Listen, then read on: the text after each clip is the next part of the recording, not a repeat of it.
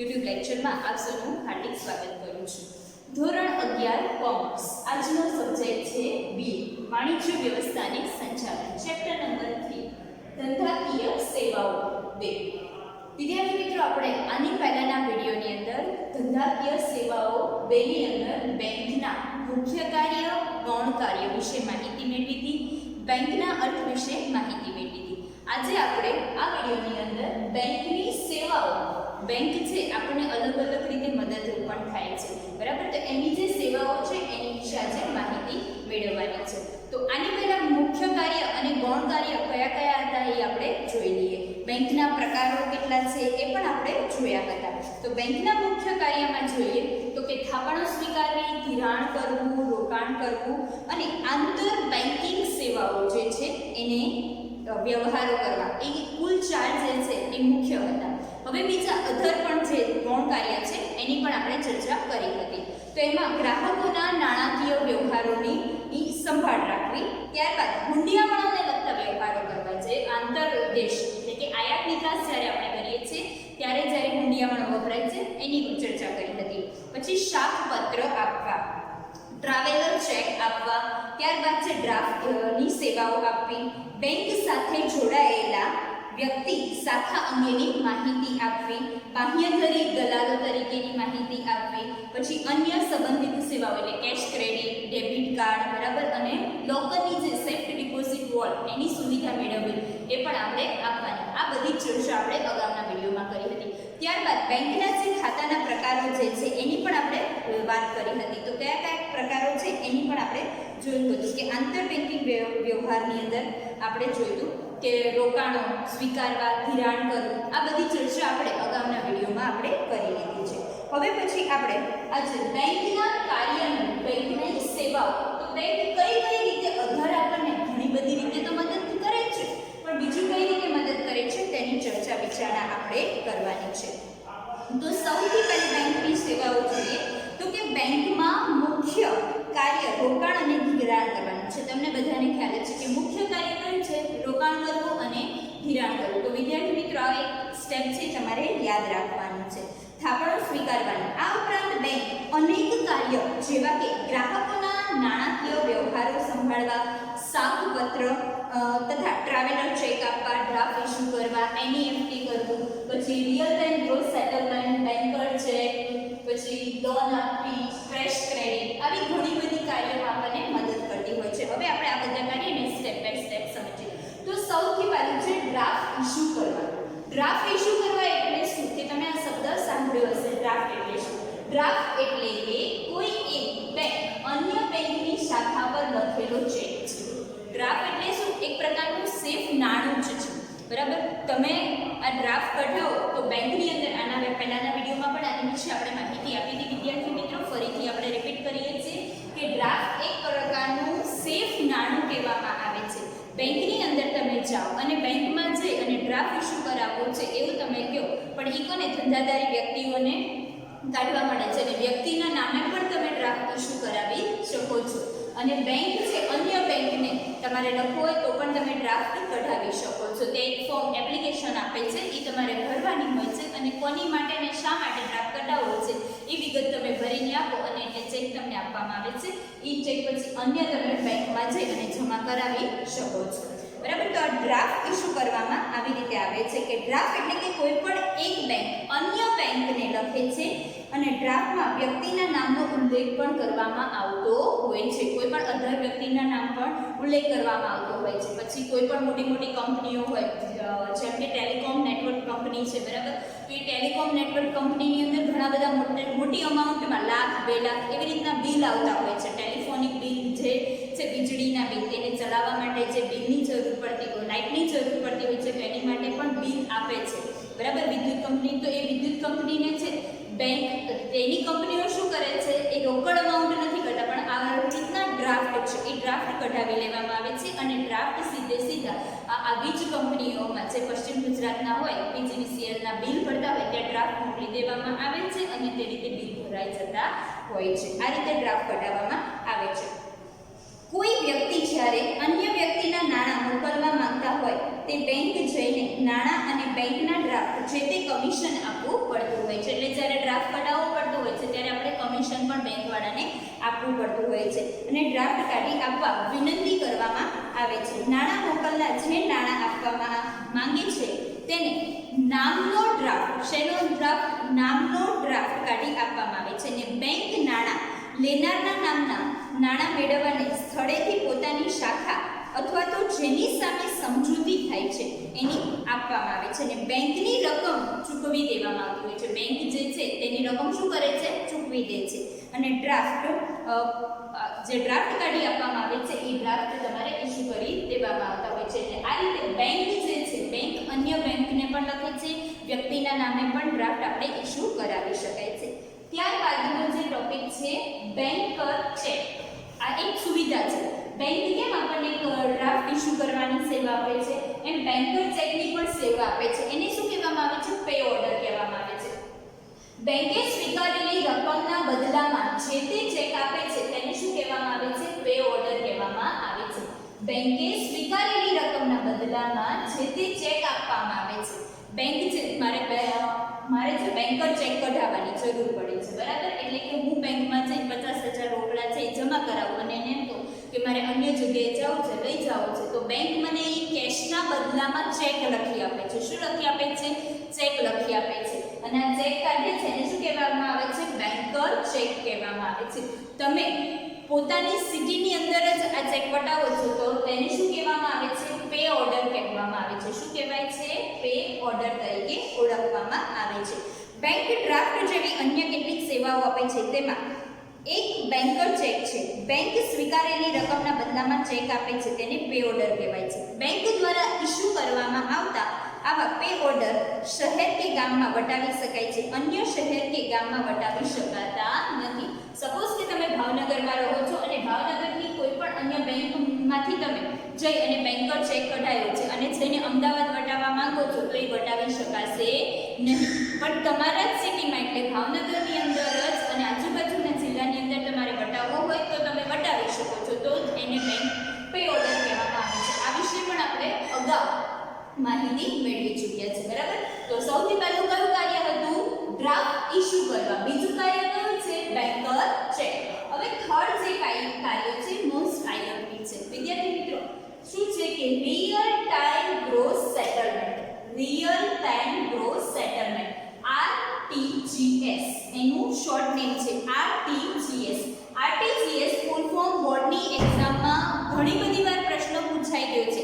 જે short name પૂછવામાં આવે છે એમાં RTGS એટલે શું એવું પણ પૂછાય છે અને RTGS નું ફૂલ ફોર્મ આવું એટલે કે રિયલ ટાઈમ ગ્રોસ સેટલમેન્ટ, બરાબર? આ જે છે એનું ફૂલ ફોર્મ છે. ખાસ સ્પેલિંગ કરેક્શન રાખજો, સ્પેલિંગમાં મિસ્ટેક ન થાય એ પણ ધ્યાન રાખજો, બરાબર? એનો અર્થ શું થાય છે કે real time gross settlement RTGS સભ્ય બેંકમાંથી નાણાં ભારત દેશની અન્ય કોઈ પણ RTGS સભ્ય ધરાવતી બેંકમાં ફેરબદલી કરવાની પદ્ધતિને RTGS કહે છે. તો RTGS શું છે એવો તમને ક્વેશ્ચન થતો હશે. તો આ એક પ્રકારની સિસ્ટમ જ બેંકે ડેવલપ કરેલી છે. એમાં બેંકમાંથી નાણાં, કોઈ પણ બેંકમાંથી નાણાં અન્ય કોઈ પણ બેંકમાં, પણ એની અંદર તમારે RTGS ના સભ્ય હોવું જરૂરી છે. બંને બેંક RTGS ની સભ્ય હોવું જરૂરી છે, તો જ આ તમે નાણાંની આપ-લે કરી શકશો. યાદ રાખજો, RTGS માં બંને એકબીજાના સભ્ય હોવા જોઈએ તો જ નાણાંની ફેરબદલી થશે, નહીતર તમે કરી શકશો નહીં. ફેરબદલી કરવાની પદ્ધતિને RTGS કહે છે. તો આમાં કઈ રીતે નાણાંની ફેરબદલી થાય છે? તો આની અંદર નાણાંની ફેરબદલી કરવા માટે IFSC કોડ દ્વારા નાણાંની લેવડ-દેવડ થાય છે. શેના દ્વારા થાય છે? IFSC કોડ દ્વારા નાણાંની લેવડ-દેવડ કરવામાં આવે છે. તો IFSC કોડ એટલે શું? આવો તમને એક ક્વેશ્ચન થાય છે. તમે બધા IFSC કોડથી વાકેફ છો. તમે બેંકની અંદર તમારી પાસબુક જે છે ગમે તે અધર બેંક હોય કે HDFC બેંક હોય, ઇન્ડિયન બેંક હોય, બરાબર? એની અંદર નીચે તમારે IFSC કોડ તરીકે લખેલો હોય છે કે IFSC કોડ 11 આંકડાનો ન્યુમેરિકલ આલ્ફાબેટ ન્યુમેરિકલ હોય છે. કેટલા ડિજિટનો હોય છે આવું પણ પૂછવામાં આવે છે કે કેવી રીતનો IFSC કોડ હોય છે? તો 11 ડિજિટનો આલ્ફાબેટિક ન્યુમેરિકલ કોડ આપવામાં આવે છે. અને આ જે સપોઝ કે અહીંયા એક સિમ્પલ ઉદાહરણ માટે તમારી માટે લખ્યું છે કે HDFC, તો HDFC 000122, બરાબર? તો આ રીતે પહેલા 4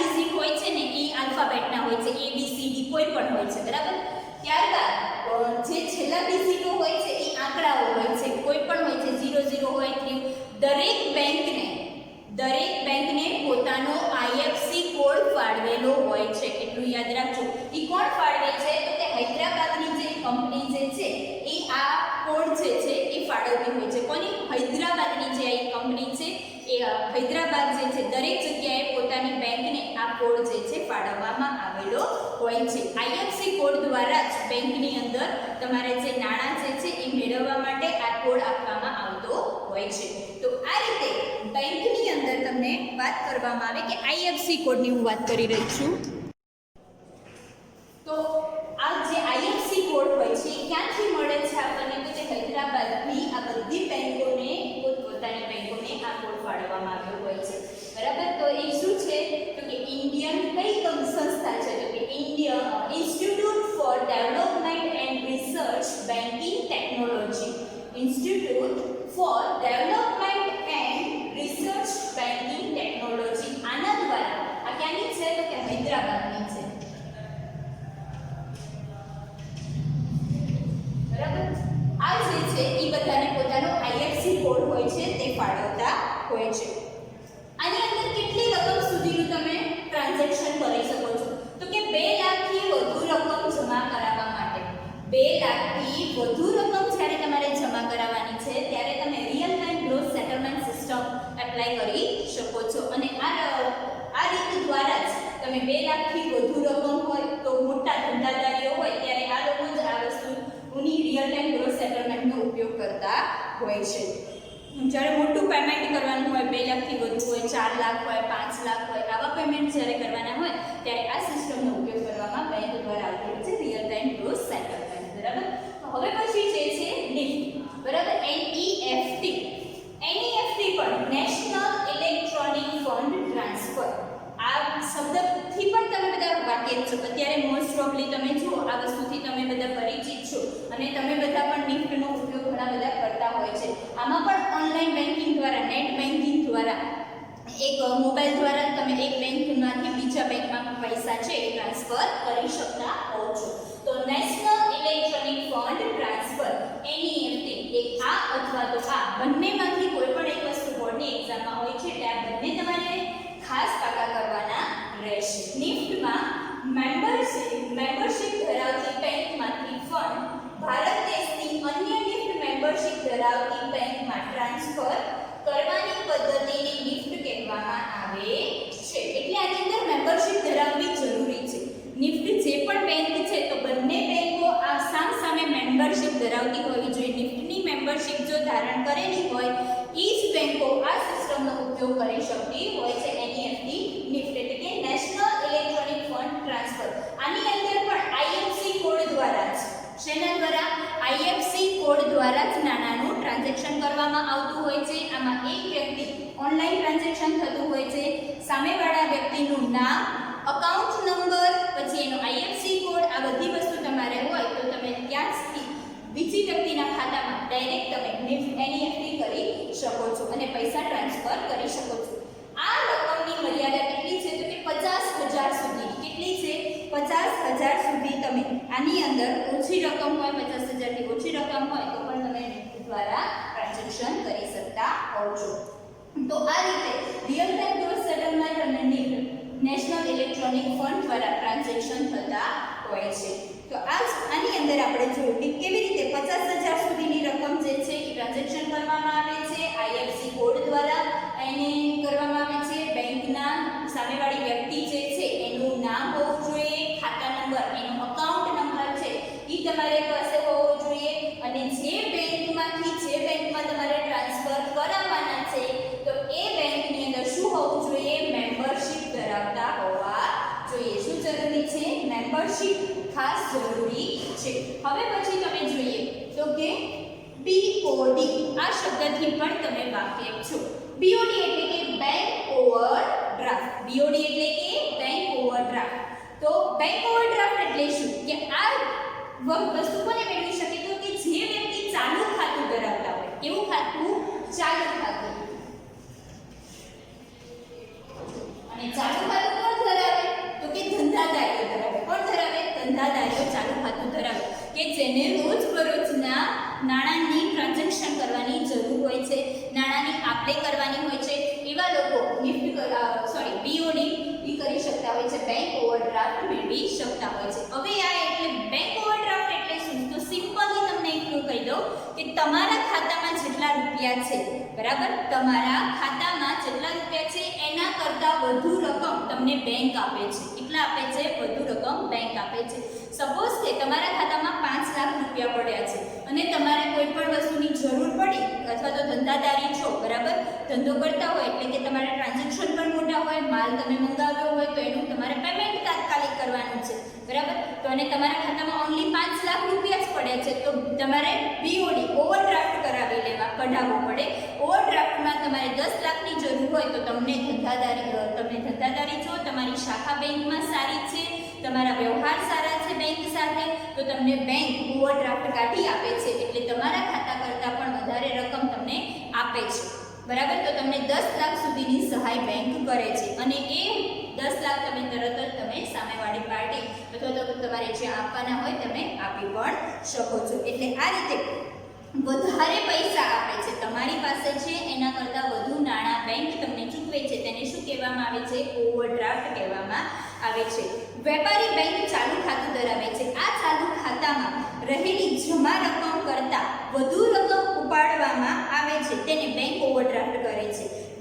વેપારી બેંકે અન્ય જામીનગીરી પર ઓવરડ્રાફ્ટ મેળવી શકે છે. આ પ્રકારે મંજૂર થયેલ ઓવરડ્રાફ્ટની મહત્તમ રકમમાંથી ઉપાડવામાં આવેલી રકમ ઉપર વ્યાજ ચૂકવવામાં આવે છે. શું ચૂકવવામાં આવે છે? વ્યાજ ચૂકવવામાં આવે છે. હવે તમે 5 લાખની જરૂર હતી, બીજા 10 લાખ તમારે ચૂકવવાના હતા, તો બીજા કેટલાની જરૂર પડી? 5 લાખની જરૂર પડી. તો આ 5 લાખ તમે જ્યારે એક શરત પ્રમાણે તમારે બેંકને પાછા જમા કરાવવાના હોય છે ત્યાં સુધી તમારે એનું વ્યાજ ચૂકવવું પડે છે. તો આ રીતે બેંક ઓવરડ્રાફ્ટની સહાય પણ બેંક આપણને આપે છે કે તાત્કાલિક જરૂર પડી હોય ત્યારે આપણે મૂંઝાયા વગર બેંક આપણને ઓવરડ્રાફ્ટ કાઢી આપે અને ઓવરડ્રાફ્ટ દ્વારા આપણે વ્યાજ ચૂકવવાનું રહે છે એની અંદર અને આપણી જે જરૂરિયાત છે આપણે પૂરી કરી શકતા હોય છે.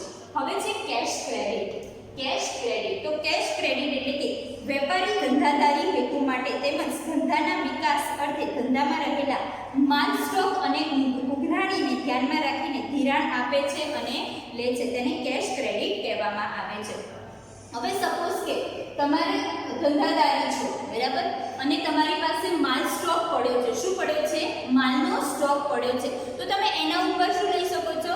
પૈસા લઈ શકતા હો છો. માલ સ્ટોકને તમારે ગીરવે મૂકી દેવાનો છે અને તમારે જેટલા નાણાંની જરૂર છે એટલા નાણાં તમે બેંક પાસેથી લઈ શકો છો અને બેંક તમને નાણાં આપે છે, પરંતુ તેને તમારે વ્યાજ પણ ચૂકવવાનું હોય છે અને સમયાંતરે આ નાણાં તમારે બેંકને પરત કરવાના હોય. એટલે જેટલી મુદત તમે સપોઝ કે 2 મહિના માટે લીધો છે, 15 દિવસ માટે લીધો છે, 6 મહિના માટે તમે લીધો છે, તમારી સમય અવધિ છે, તમે જેટલો સમય માંગો એટલો સમય બેંક તમને આપે છે.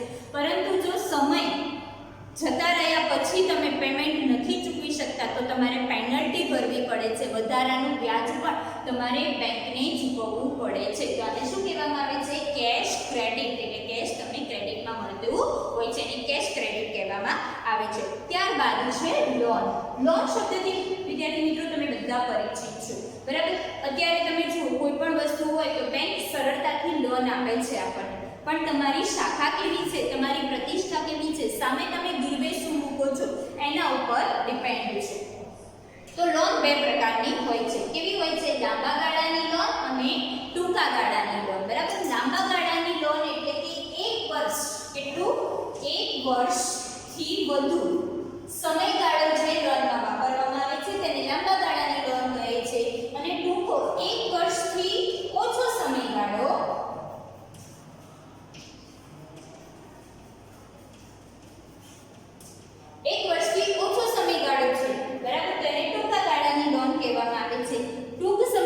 ધંધાદારીઓને ઘણી બધી લોન છે એ ટૂંક સમય માટે મેળવી હોય કે બચત ખાતાવાળા જે અધિકારીઓ હોય એ લોકોને લોન મેળવવી હોય, એટલે કે આપણા જેવા લોકો હોય છે, બરાબર, એ લોકોને લોન મેળવવી હોય શેની માટે? તો કે ઘર ખરીદવા માટે, પછી કાર ખરીદવા માટે, અભ્યાસ માટે, ઘણી બધી જરૂરિયાતો હોય છે કે જે આપણી જરૂરિયાત પૂરી કરવા માટે આપણે બેંક પાસે શું લઈએ છીએ? લોન લઈએ છીએ.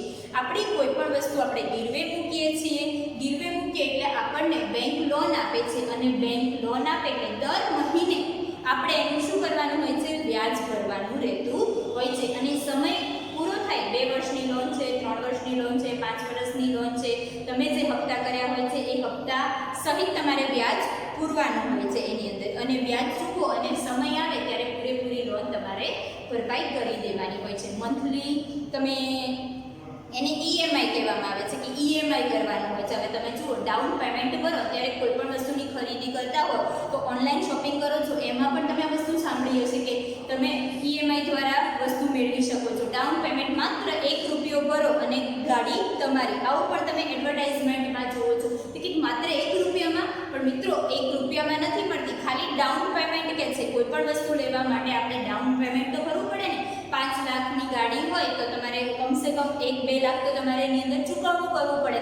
અને બીજી તમે લોન કરાવી શકતા હો છો. મકાન લેવું છે તો 20-50 લાખનું મકાન હોય તો એમાં ડાઉન પેમેન્ટ છે તમારે ચૂકવવું પડે છે અથવા તો દેવું પડે છે. અને પછી તમારે જેટલી લોન કરવી હોય એટલી લોન તમને મળી શકતી હોય છે. પણ લોન લેવાની પણ એક અવધિ હોય છે, એક લિમિટેશન હોય છે. આવી જ રીતે તમે ગોલ્ડ લોન પણ લઈ શકો છો. ગોલ્ડ લોન એટલે શું? એટલે કે સોના ઉપર લોન. એટલે કે તમારી પાસે જે જ્વેલરી છે એ જ્વેલરી તમે ક્યાં મૂકી શકો છો? તમે બેંકની અંદર જમા કરાવી શકો છો. અને એના પેપર્સ છે એ પેપરની અંદર બધી જ રીતે એ પણ એક સેફ જ છે. તો ત્યાં પણ તમારું પૂરેપૂરું સોનાનું વજન લખાતું હોય છે, એની બધી ડિટેલ્સ પૂરી ભરવામાં આવતી હોય છે. ત્યારબાદ તમારી પાસે એક પત્રક અને બેંક પાસે પણ એક પત્રક રહેતું હોય છે. જ્યારે તમે એ લોન લો છો અને સોના ઉપર તમને લોન આપવામાં આવતી હોય છે. અને જ્યારે તમે પેમેન્ટ પૂરું કરી દો, તમે જેટલી લોન લીધી છે એનું વ્યાજ તમારે મહિને અથવા એનો જે હપ્તો છે તમારે ભરવાનો, પ્લસ તમારે એનું વ્યાજ ભરવાનું. અને જ્યારે તમારે જેટલા રૂપિયાની થાય, સપોઝ કે 2 લાખની લોન લીધી હોય, 2 લાખ તમે પૂરા કરો ત્યારે તમે તમારું સોનું પાછું છોડાવી શકતા હો છો. તમારું સોનું તમને મળી જતું હોય છે અને તમારે વ્યાજના પૈસા છે બેંકને ચૂકવવાના રહેતા હોય છે. તો આ રીતે બેંક આપણને અન્ય ઘણી બધી સેવાઓ આપતી હોય છે. તો પહેલેથી આપણે જોઈ લઈએ કેટલી સેવાઓ આપે છે. તો કે ડ્રાફ્ટ ઇસ્યુ કરવા, બેંકર ચેક આપવા. ડ્રાફ્ટ ઇસ્યુ કરવા એટલે કે તમને સમજાવ્યું, એક બેંક અન્ય બેંકને લખે છે, બરાબર. બેંકર ચેક એટલે કે પે ઓર્ડર, તમને જે આ બેંકે સ્વીકારેલ રકમના બદલામાં શું આપવામાં આવે છે? ચેક આપવામાં આવે છે. તેને બેંકર ચેક કહેવામાં આવે છે. રિયલ ટાઈમ ગ્રોસ સેટલમેન્ટ એટલે કે એ સભ્યપદ જરાઓ એનઈએફટી કોડ દ્વારા લખવામાં આવે છે, દ્વારા પૈસાની ચૂકવણી કરવામાં આવે છે. ઓનલાઈન ટ્રાન્ઝેક્શન આની અંદર કરવામાં આવે છે. નિફ્ટમાં પણ ઓનલાઈન ટ્રાન્ઝેક્શન કરવામાં આવે છે. એમાં પણ મેમ્બરશિપ મેળવેલી હોવી જરૂરી છે, બરાબર. પછી બેંક ઓવરડ્રાફ્ટ. બેંક ઓવરડ્રાફ્ટ એટલે કે તમારા ખાતામાં જમા રકમ કરતાં પણ વધુ રકમની જરૂર છે ત્યારે બેંક તમને સહાય કરે છે, તેને બેંક ઓવરડ્રાફ્ટ કહે છે. કેશ ક્રેડિટ એટલે કે માલ સ્ટોક અથવા તો તમારી જે પણ રકમ હોય એની વસ્તુ, કોઈ પણ મિલકત જે છે એને ગીરવે મૂકી અને તમને શું આપવામાં આવે છે? પૈસા આપવામાં આવે છે, તમને ચૂકવણું કરવામાં છે, એને કેશ ક્રેડિટ કહેવામાં આવે છે. લોન એટલે કે લોન તમે ગમે રીતે લઈ શકો છો. લાંબા ગાળાની લોન, ટૂંકા ગાળાની લોન, 2 પ્રકારની હોય છે. જે રીતે તમારે લોન એટલે કે બેંકમાં તમારે જરૂર છે તો તમે પૈસા બેંક પાસેથી લઈ શકો છો અને એની બદલામાં તમારી કોઈ પણ મિલકત છે ગીરવે મૂકી અને તમને બેંક પૈસા આપતી હોય છે. તો આ રીતે બેંકના જે સેવાઓ છે અહીંયા આપણે સમજ્યા. વિદ્યાર્થી મિત્રો, કોઈ પણ પ્રશ્ન હોય કે કોઈ પણ તમને મુદ્દો ન સમજાયો હોય તો કમેન્ટમાં કમેન્ટ કરજો. હું તમને ફરીથી મારી રીતે સમજાવવા પ્રયત્ન કરીશ. આ વિડીયો તમે પૂરેપૂરો જોયો એની બદલે આભાર. જય સ્વામિનારાયણ. આવજો.